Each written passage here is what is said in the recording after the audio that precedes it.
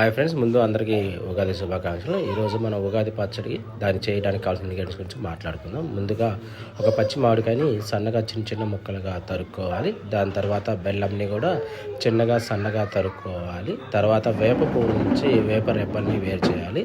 ఇప్పుడు ఈ ఇంగ్రీడియంట్స్ అన్ని ఒక ప్లేట్లోకి తీసుకోవాలి. ఒక చిన్న గిన్నె తీసుకొని ఆ గిన్నెలోకి ముందు చిక్కగా పిండుకున్నటువంటి చింతపండు రసాలు పోయాలి. ఇది ఎంత చిక్కగా ఉంటే టేస్ట్ అంత బాగుంటుంది, చాలా బాగొస్తుంది.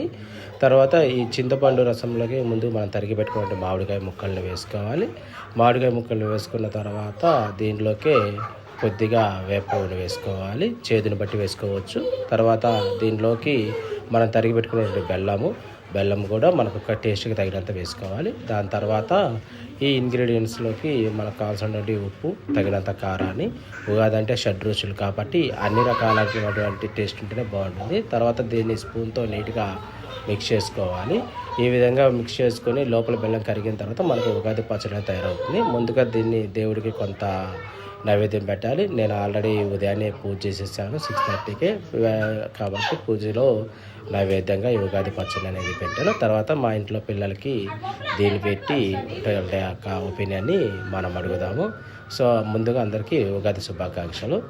మోక్షిత్ సాయి బాగుందని చెప్పాడు. తర్వాత ధీరజ్, అలాగే పండు. Thank you.